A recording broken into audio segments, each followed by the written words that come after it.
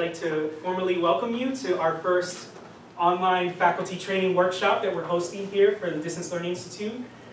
And I do want to preface this with this is a little bit experimental.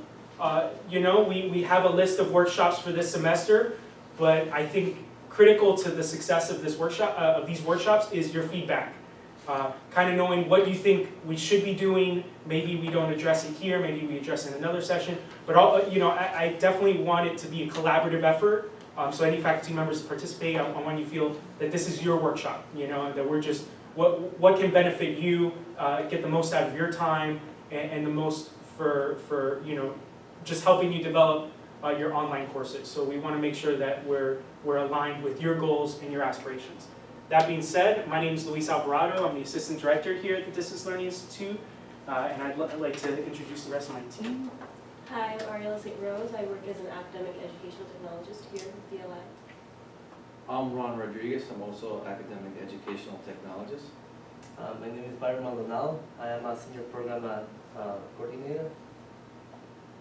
So I think it's great that we're presenting together. That way you get to know our team, and this really is our team. It's a small, tight-knit group of talented individuals. So you get to know all of us, and I like this format so that we can hopefully start a conversation with you. Towards the end of this presentation, we hope that you'd be willing to maybe share some stories, some experiences, particularly regarding multimedia, which is the topic for this session. So we definitely like to get that conversation going. That being said, we'd like to start off talking a little bit about the theory behind using and utilizing multimedia. Now, I'm sure a lot of you have pictures in your online courses, maybe a few videos in your online courses, but there's a pedagogical method, right? There's a pedagogical foundation that explains that providing those images, providing those videos actually enhances learning. And that sort of theory comes from this particular gentleman here. He's a psychologist out of UC Santa Barbara, Richard E. Mayer. He sort of is the seminal thinker when it comes to cognitive thinking and learning, cognitive learning in the use of multimedia. So he developed what are 10 principles to adhere to when you are inputting multimedia.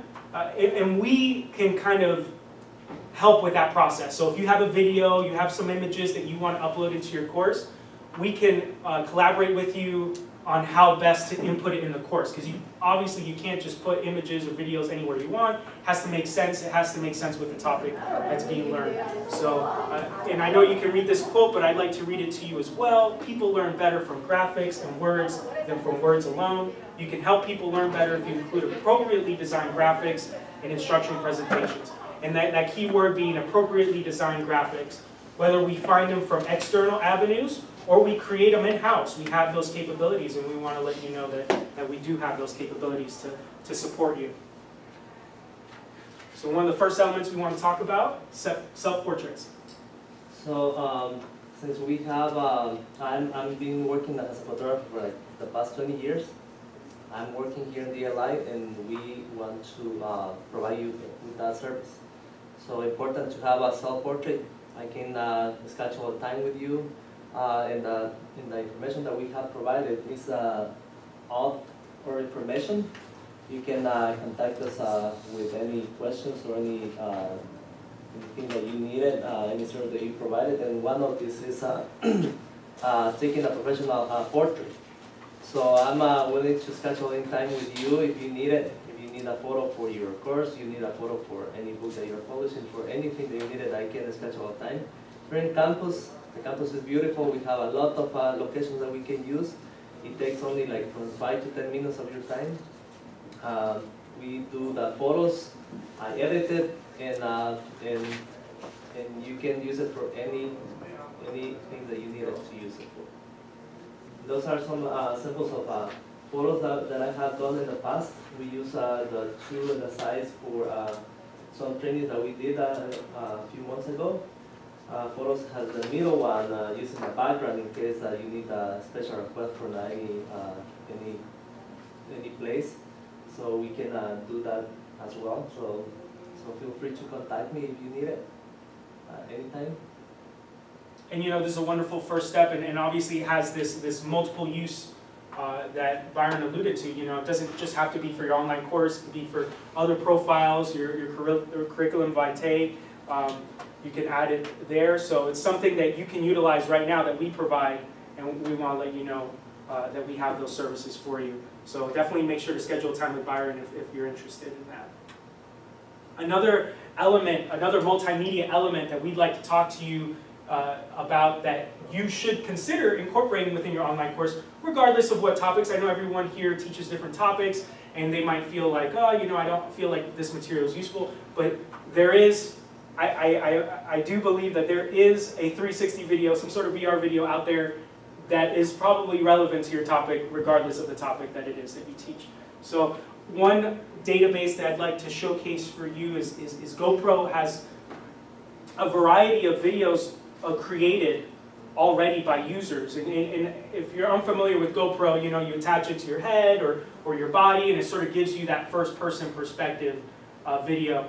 And for instance, this Beyond Cambodia, my thinking of utilizing this video might be in a religion course, maybe an Asian spirituality course. You're talking about the temples that are in Cambodia, and you like students to sort of experience being there without actually having to fly and be there, and maybe talk about, you know, what do they, to Southeast Asia. what do they I notice in traveled the to the video, Siem Reap what they province of see. Cambodia to meet some locals and soak up some culture.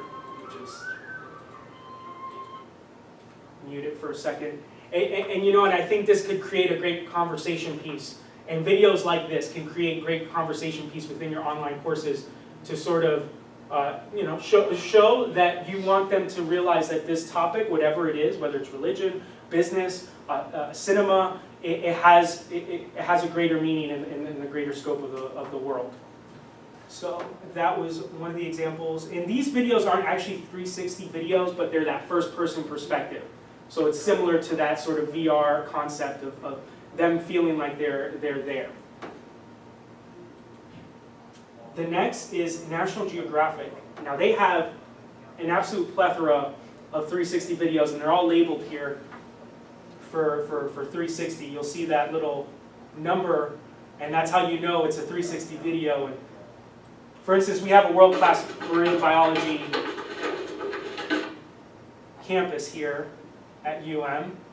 And I could just imagine if they ever, you know, if they're ever interested in teaching online, there's a lot of great videos and topics that they can utilize. And what's great about 360 videos is even if you don't have your VR set, you know, I don't have one, I can still rotate in the space.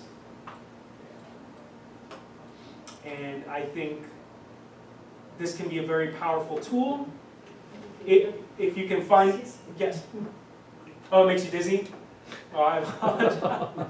I think I go too fast sometimes when I'm It's good to know. Yes, it's good to know. And we want to let you know this is available, this is free to use. See if there's anything available, or if you want, if you're curious enough, we can look for you, yes. So I actually have an in-person class of Erasmus kids in their 107 courses, and are they able to, I mean, what's the distinction with the VR stuff? You know, I know like in the One Button Studio, they have the equipment. How would that look? What would be the difference between what you just did and having the VR? Well, the difference would be that with the VR set and watching that video, instead of having to scroll with the mouse, you can, it's Just cool, turn. you can literally just turn. Ah, okay. It's more of an immersive. Sorry. You're immersed because you also have sound too. Yeah. So that would be the main difference, and I definitely recommend utilizing those tools if they're available to you in the One Button Studio. Can you guys create these videos as well? So that's something we've talked about. Our artist in residence, Byron, does have the equipment, but we're talking about how to make that feasible. And I think if there's enough interest, then we can see about what we can do to kind of have an in-house 360 studio as well. And he did do a walkway to the building here to come in for our international students who get here but they don't know where to find the front door, things like that. He did a virtual walkthrough that they can actually find their way to the front door from any parking lot. So we're playing with it. So give us some time and we're going to try and hear what your needs are. If you can give us a project, Yes. that's a great way for us to learn fast. Yeah, I start with a simple training of a map of the building. because a lot of people, they don't know where is DCIE. And so having it on our website, I mean, it's, I have some people asking me like, where's your office? Because I've never been in that building, Allen Hall. So put it in the 360, so that way they can see around. So I start from 3 points and make a map of the building pretty much. And since Google has adapted all the wall path in UM, so you can connect each path to the building. So if you are in Google Map and you're in front of the building, you're gonna see that it's a little line so where you can go in and you jump into the building. So it's that's only still images, but you can create one with a video. So I mean, I have the tools, I know how to create it, and I mean, we're here to provide those services. So something to consider. If you really see wanting maybe to tour something here in Miami locally, definitely let us know about it, and we'll be happy to try to make that happen for you. And the last kind of 3D visualization I'd like to talk about in my portion here is this brainfacts.org. Now, I know this might be more for psychology and neuroscience, things of that nature, but yeah, I think it also displays this doesn't have to be a brain, right? It can be something else, whatever topic pertains and makes sense for you. And then having this sort of visualization where students can click on an image and be given information on what that particular part does, yeah, I think can be really important. And being able to move it around, I think provides a unique element that really enhances online. So some examples we want to show you as far as 360 and 3D. Hi, I'm going to talk to you guys a little bit about VR and what it can do for your courses. For those of you who don't really know what VR is or who aren't sure, VR is essentially a technological development that allows users to immerse themselves into a computer-generated 3D world. So more recently, it's being used as an educational tool because it can promote both active learning and creativity, which are essential for an effective educational experience.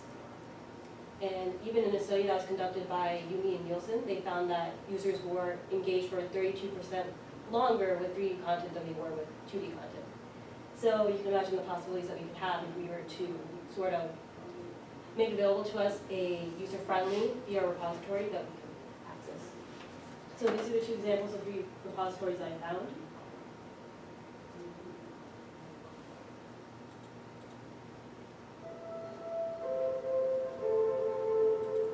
The redwood forest was thriving here in California for millions of years. And then within a few generations, we harvested 95% of the ancient forest that once characterized the California coast.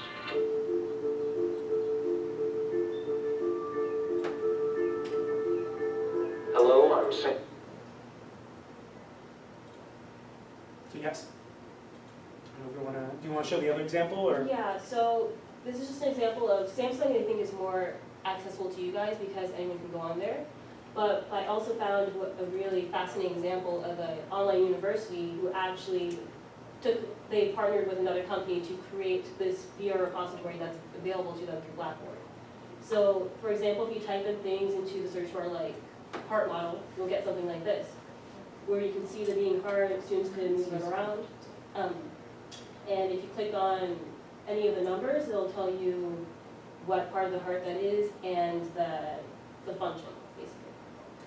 And I think this could work in tandem, right? I think if there's enough interest from you, the faculty, in really having a repository in-house of 360 videos, I think we're more emboldened to sort of then preach for your needs and to meet those needs. And I think this is definitely something, as you can see, there's some Natural Geographic 360 videos in the repository. I think it's something that could be beneficial across the university if maybe very easily at a touch of a button you have access to videos you can immediately embed within your Blackboard course. So some things to consider and really advocate to your fellow colleagues as well if they're interested in having this repository and maybe doing some 360 work. Yes? So make me sick. No. Have a notice for the students. Some people might. I'm unusually, like, I can't really on campus at all. But there are some students who wouldn't be able to watch this, because it would make them sick. But if you're teaching an in-person class, I guess what you could do is go on Blackboard and put links to these sites on Blackboard. Yes. Would that be how you do it? Yeah, so if I'm, You do content, add content, and then you just do the link aspect of it. yeah, so there's a web, yeah, so if you Yes. find it on the web, there's a add a web link Yeah. option in Blackboard for Yes. if you have a face-to-face course. So you can do that. Yeah, and I would just add the URL and then it'll take you to that video or whatever. And that's the way I would approach doing it for your face-to-face courses. Would we find maps? For example, sometimes I teach a class on Irish studies and in the west of Ireland, and I would like people to be able to go to the west coast and go to some of the ruins, and they can look at it, I might be able to. So do you think these places, I could look it up and just see? Absolutely. And worst case scenario is, like Byron was talking about, it's gonna have Google Earth. So even if you just wanted to utilize the Google Earth feature to kind of showcase. Click on the link at the top. Yeah, the Earth sort of, Yes. so you can see, you can even do that, but I would venture to say chances are that there is a video Yeah. out there already That created. somebody's gone to Yeah. this ancient monastery and Yes. strolled around. Places are kind of the most common VR videos that you see, especially of ancient ruins and different countries, stuff like that. Good, okay. Easily accessible. So it's yeah. Samsung VR, probably? Yes. Or National Geographic 360, So you got YouTube, YouTube or can, just YouTube? just YouTube do can find a lot of YouTube. stuff, and then Samsung and GoPro are the two Okay. company-specific websites that have their own repositories of videos that they can utilize. And that did make me want to add one point, something interesting, a project that's happening, specifically in the Middle East, because of the war, a lot of monuments and different ancient ruins are being destroyed. There's a big project to utilize drones to do some of these 360 videos of these, ancient temples and sort of the ruins, and collect them before they're gone forever.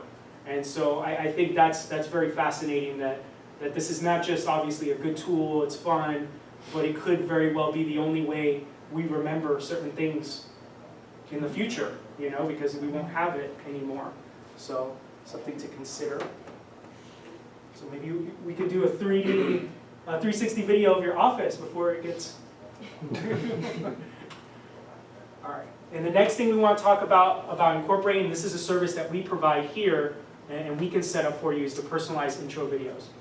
All right, so one of the questions that I always get from professors is when they're building their courses, like, how could I make it more interactive? How could I get, my students more engaged and have them feel like it's more one-on-one, just like in a traditional classroom setting? So one of the things that we offer is that we can do is, instead of just writing, and we have a setup in Blackboard that your course has an introduction, instead of just typing one out, we actually have like a professional video that Byron will be able to film for you, and we'll post that for you. I got a couple of examples that I set up, and just pay attention mostly to how and where it's located, because we have different options that you can use. So I believe this is a philosophy 101 Hi, this is course. Chris Rogad, your teacher of the Superhuman Mind course, and this is Module 1. In Module 1, we're going to look at people who have acquired amazing talents and abilities after brain injuries. One case we're going to look at is the case of Dee. Dee. And if you notice, as we walk around campus, that was the Shalala Center. So that's just one example. Like we were saying, it's a beautiful campus, a great place. You don't have to just do it in your office or do it even outdoors. You can use a place like the Shalala Center if we set up a time. And Byron could set up even with cutscenes if that's something that you're interested in. If you notice, I had one. The next one, I'm sure Dr. West is familiar with this one. Is another one that she decided to do it in her own lab where she teaches. That's her comfortable setting. So. Hello, in Module 1 of Human Geography, we will be learning about the discipline of geography and what it is that geographers do in their everyday life. You might wonder, is it just maps and mapping that geographers work on?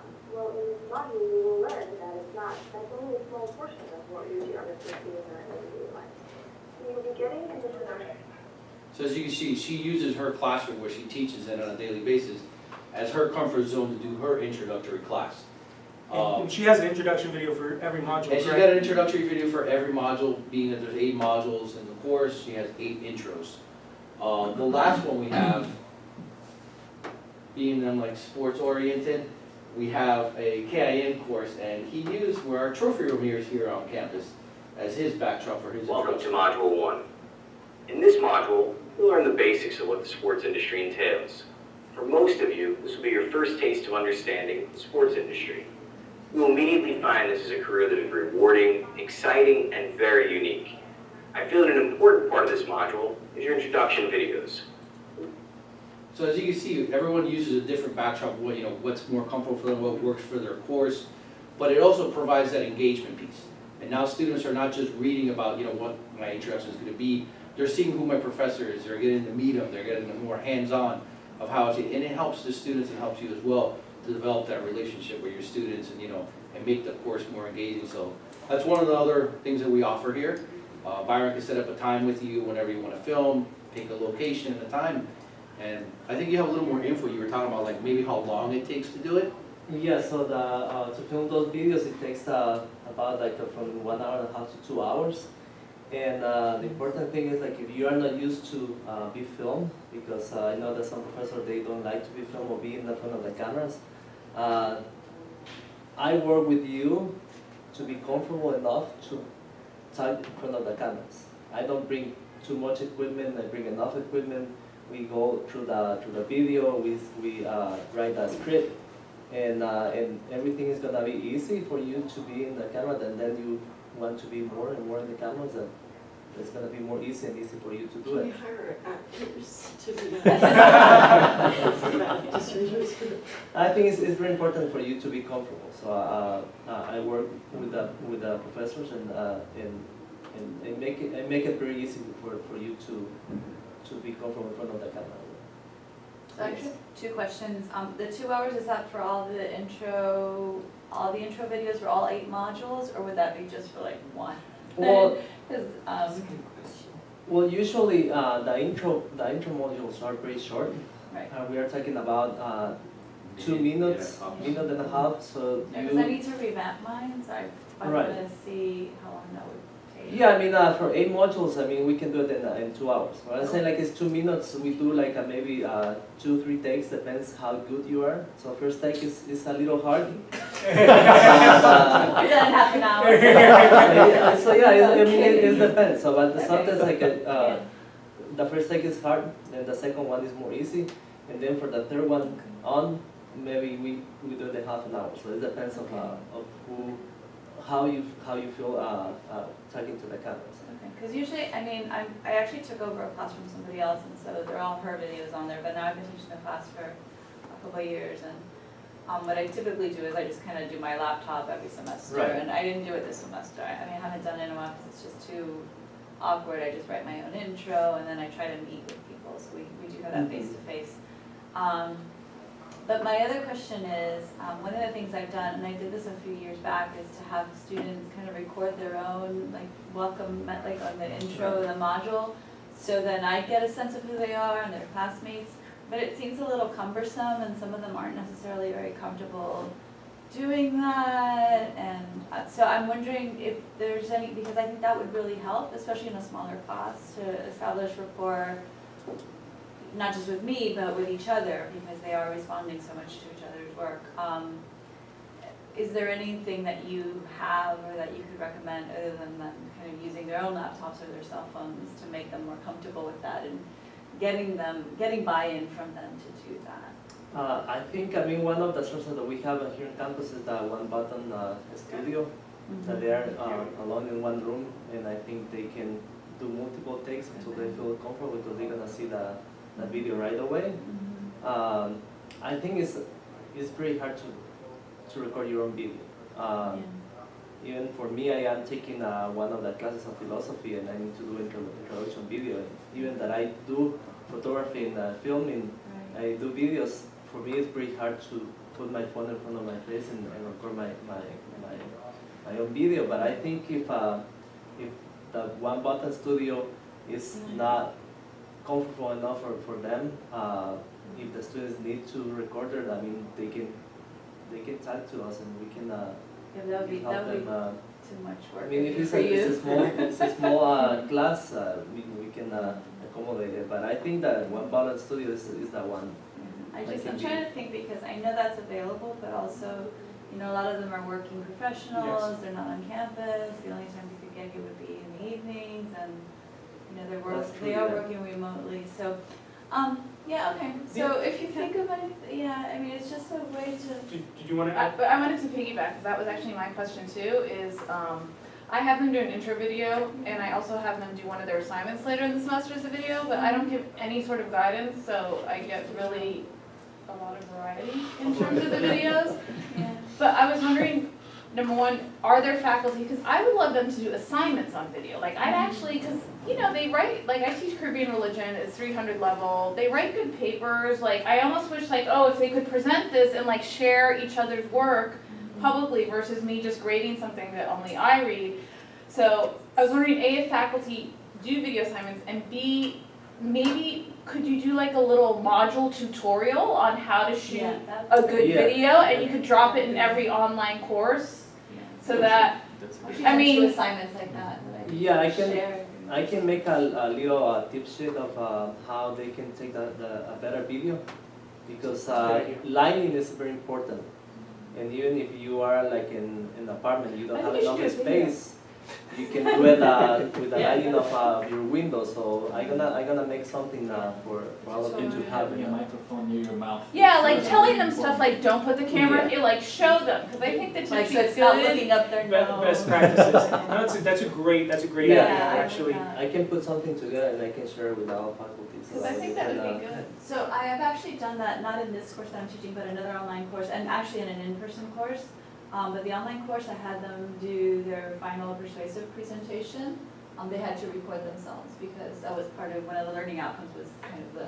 Yeah, because I wanted to mix it up a little. So, right, so it was remediation, they were taking their final project and presenting it. You know, they had to use some kind of slideshow. Yeah. And present, they had to dress up like in their suits, and so it was very formal, and I was very descriptive as to what I wanted, and they were mostly okay.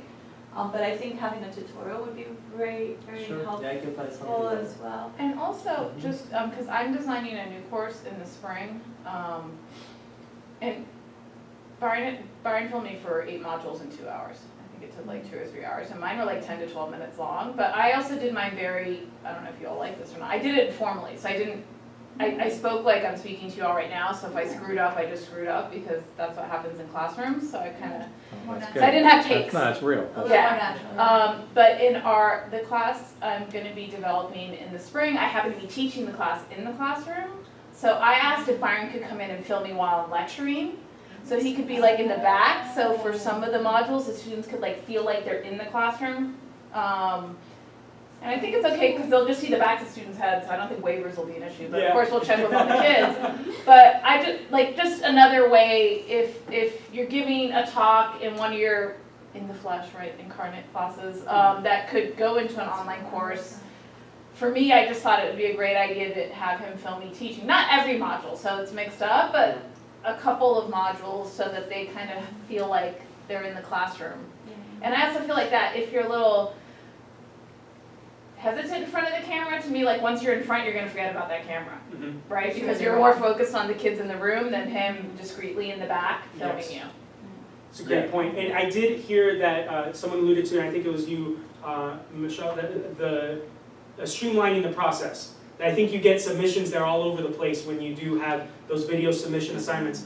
My suggestion there is maybe streamline it so that everyone has to create a YouTube channel. All the students have access to a YouTube channel. They can make those videos private, and so that way every submission is just a YouTube link that you view, that other students can view, and so it's streamlined. So every video submission is going to be the same, and then we can create instructions on how to do that if that process. I wish, because believe it or not, Blackboard used to have video everywhere, so recording yourself on Blackboard was just as simple as a button and then submitting it through that button.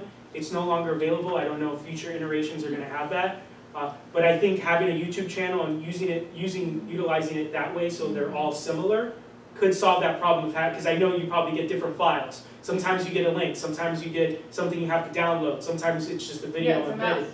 Yes. Sometimes I can open them on my PC, but not on my Mac, Yeah, or vice versa. so maybe if we streamline, we create instructions for That'd be you awesome. to create a YouTube channel and how to upload the link, and they know that they have to give you the link. It's not an embedded video or a video file, it's a link that, and then you can watch the videos that way. I think that might help with that particular That would be situation. great, thanks.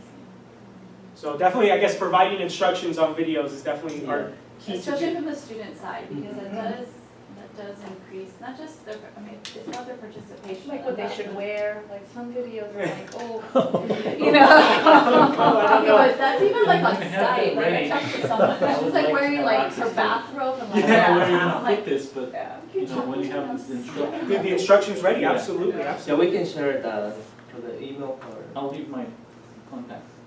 Please. So, okay, personalized intro videos. You don't have them, you should get them, and we'll make it easy for you to get them up there. Some additional tools we want to talk to you about. So I work a lot of my time with Photoshop.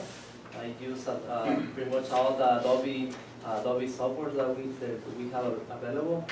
And I don't know if all of you know that the Adobe is free for faculty and staff and for UM. You can download all the Creative Cloud, including InDesign, Illustrator, Photoshop, Adobe Lightroom, Audition for audio, Illustrator for graphics, Photoshop for photos. We have Illustrator for graphics as well, and Audition These for links audio. right here. Yeah. So these ones that I am listing here, those are some tools that you have available in your phone. So these different applications, you can download it and you can have it and play it in your phone. All these applications are connected to your Adobe Creative Cloud account that we have with UM. So if you are working something, let's say like you're on a trip and you see something interesting and you want to put some text, so we can have, you can go to the next page. Yeah, absolutely. So it's called Fix, Uh, Mix, and what's the third Go one? to the next, The next one you got. So we have Adobe Photoshop Express. This is one of the applications that you can use. You take a photo, you can enhance the image, and you have different tools where you can put filter, you can crop, you can adjust the light, you can patch some, if you want to remove some objects from the photo, you can remove the red eye if you take a photo with your flash, you can add some text. So this application is very useful because it's very easy to use. You just take the photo, import it in the application, and you start playing with that, and it's just one click, and you move forward. And you can send it to your email, you can save it in your phone, and you can share it as well in any social media.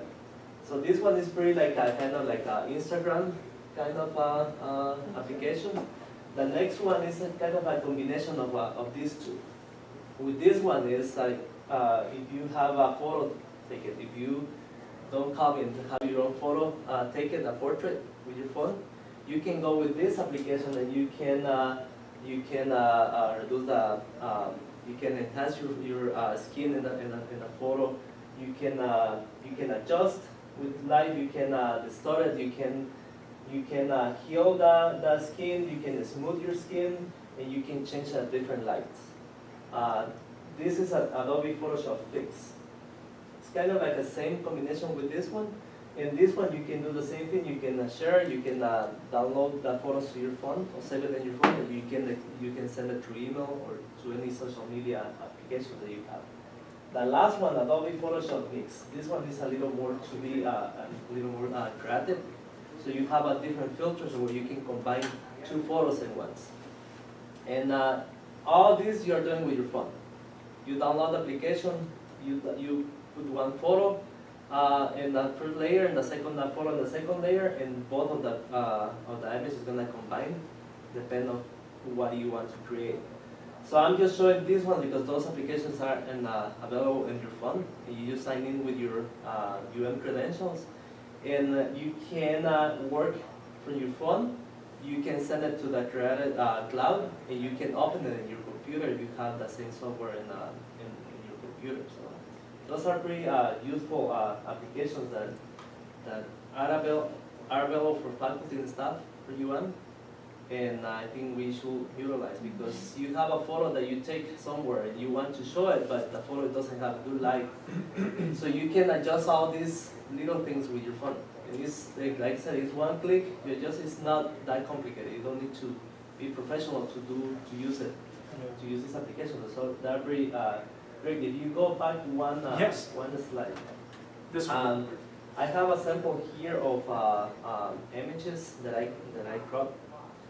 So like if you have a request that you're working in some project and you don't know how to deal with the request that the people are doing with the image, sometimes they request, oh, I need a photo 300 dpi, 150 or 72 dpi. I need it for web version. I need it for print version. So sometimes it gets confused if you are not familiar with all these like graphics for web or for printing. So here's a simple example of DPI. There is a dots per inch. This is how the computer is going to look at the photo, how it's compressed the image. So you have the same image in the same style with a different resolution. So for you to have an idea when they ask you for a screenshot, a screen image, so they mean that it's going to be 72 dpi. And it decreased the size, but when you look this image in your computer, it's gonna have a good resolution. It's gonna be good for web use, but not for printing.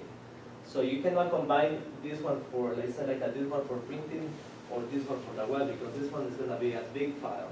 So if you are not familiar with these kind of conversions, you feel free to contact me, and I can help you to do this kind of simple cropping to enhance, to do any kind of preference that you need.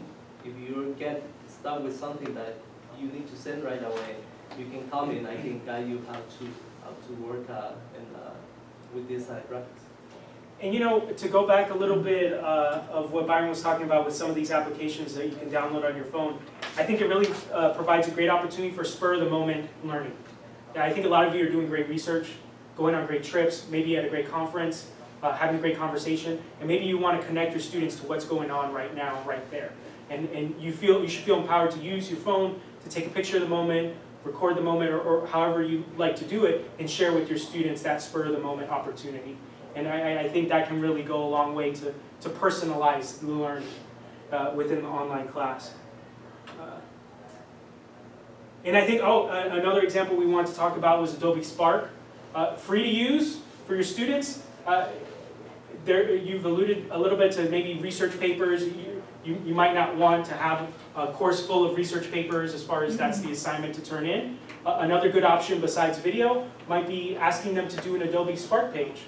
And what that allows the students to do is pretty easily, with the click of a button, everything's there as far as menu items, is create projects that are a little bit more eye-popping. It's pretty easy to add photos and to make this sort of similar page where you scroll and you're taken to different elements of that page. And I think we do have an examples link that we'll share with you afterwards of actual student submissions via Spark.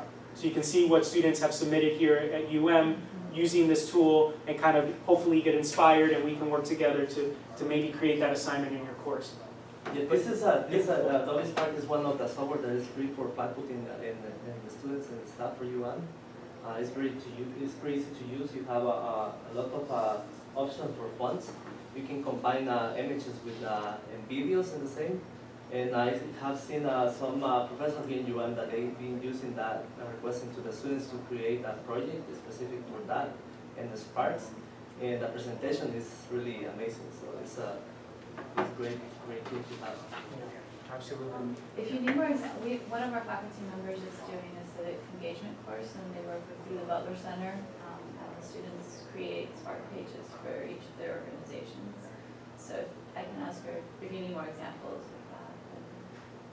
Absolutely. Yeah, they're really fantastic. And Spark is super easy to use. Yes, Yes, yeah. yes. Yeah, it's very user friendly. I believe they come to do trainings every year. IT bring the person who creates Adobe Sparks. They come from California and they go through everything. Spark has 3 different functions. So you can do a page, you can create a post, or you can put it in social media, and you can create what is the It was the web page, the post, and It's like a video. a video. It is. Yeah, It is a Spark so video. You have 3 different options that you can use Adobe Sparks. Can it merge with PowerPoint? Can you do it for lectures?